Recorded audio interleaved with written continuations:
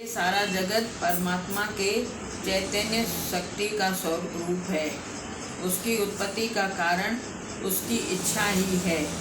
यद्यपि जगत की उत्पत्ति में कई शंकाएं और दलीलें पेश की गई हैं, पर अंत में सब शंकाओं का सार यही निकला कि उस पवित्र अद्भुत स्वरूप पार ब्रह्म परमात्मा को अपने आप को देखने का स्फुरण उत्पन्न हुआ। जब वहाँ पर ही ये आत्मशक्ति भांति भांति के स्वरूपों में प्रकट होकर जगत के नाम से प्रसिद्ध हुई। जैसे एक बीज से पेड़, शाखाएं, जड़, पत्ते, फूल, लकड़ियाँ सहित पैदा होता है, वैसे ही इस शक्ति से विभिन्न रूपों के में रंगों में ब्रह्मांड उत्पन्न हुआ। जबकि बीज का स्वरूप पेड़ के स्वरूप से निराला है, तब ऐसा नहीं कहेंगे कि बीज पेड़ से अलग है। वास्तव में सारा पेड़ बीज में ही छिपा हुआ है और बीज के कारण ही प्रकट होता है।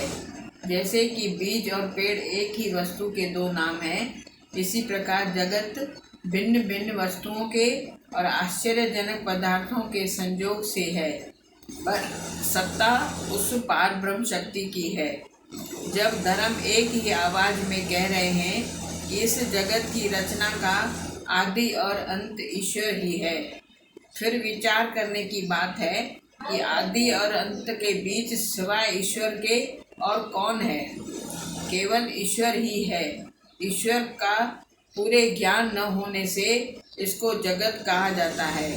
जैसे ये ज्ञान की जगत की उत्पत्ति है, फिर जब ईश्वर के ज्ञान से ये निश्चय होता है कि जगत क्षण भंगुर अस्थिर है, तब जैसे जगत का नाश हो जाता है, अर्थात अज्ञान से जगत की हस्ती है और ज्ञान से जगत की नास्ती। ज्ञान को केवल कल्पना मात्र ही समझें। जब जगत के ख्याल को दूर करना किया जाए, तब न जगत है न जगत का निशान है। ऐसा विचार उत्पन्न होने से ही जगत गुम हो जाता है। अगर ज्ञान की दृष्टि से देखा जाए तो इसका आदि और अंत है ही नहीं, क्योंकि जगत पार ब्रह्म की चैतन्य शक्ति का रूप है, अर्थात खुद चैतन्य शक्ति ही है। जैसे पार ब्रह्म परमात्मा आदि और अंत से न्यारा है, इसी तरह ये भी अगर इसको द्वैत की दृष्टि से देखा जाए तो अज्ञान इसका आदि और ज्ञान इसका अंत है। इन दोनों बातों से पहली बात से में भेद बिल्कुल नहीं पड़ सकता, क्योंकि वास्तव में तो न कुछ उत्पन्न हुआ है न नाश होता है। केवल यह निश्चय जो जगत ब्रह्म रूप बनकर दिल पर छपा हुआ है, वो मिटे तो ब्रह्म खत्म, अन्यथा प्रत्यक्ष में जगत के पदार्थ दूसरी तरह गुम नहीं होंगे। अंक दूसरा, संसार सपने समान है, कल्पना मात्र। आदि से ऐसा चलता आया है, सैकड़ों प्रयत्न करके क्रम क्रम से अपना नगाड़ा बजा के चलते बने, क्योंकि मृत्यु ऐसी बलवान शक्ति है जिसके पंजे से कोई छूट नहीं सकता है। छोटा क्या बड़ा क्या, सब इसका ग्रास बना है। राजा महाराजा जिसके पास बेशुमार लश्कर, हर प्रकार के युद्ध का सामान, माल खजाने हैं, वे भी इस मृत्यु के पंजे से मच्छर की तरह नाश हो गए।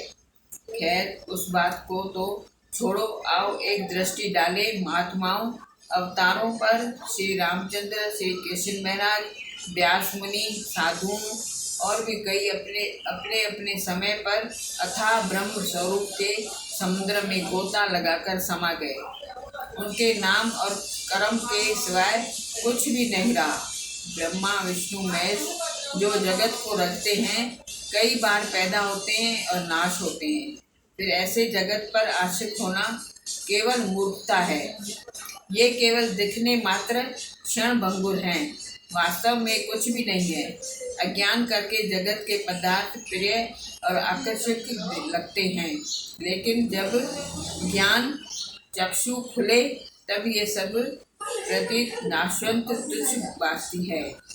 अनेक विष्णु, कई ब्रह्मा और रुद्र, कई फकीर अमीर पैदा हुए, जिनकी कोई गिनती ही नहीं, हिसाब ही नहीं। जैसे गुलर के फल में बेशुमार कीड़े रहते हैं, वैसे ही जगत है और इसमें भांति भांति के पदार्थ है, पर इसमें क्या बेकार खेल। मोह के बंधन में फंसकर मनुष्य कठपुतली की तरह नाचता कूदता है। ये नहीं समझता कि जगत क्या है, मैं कौन हूँ। झूठे बंधनों में मनुष्य गुम होकर किसी को स्त्री किसी को बेटा समझता है और एक ही अपने दायरे में स्थित होकर बैठा है। अपना अमूल्य जीवन उसके आराम के लिए मेहनत करने में गंवाता है। इस कदर उसके मोह में फंस गया है, जो उसके हाथ में होवे तो मरकर भी उनको नहीं छोड़े।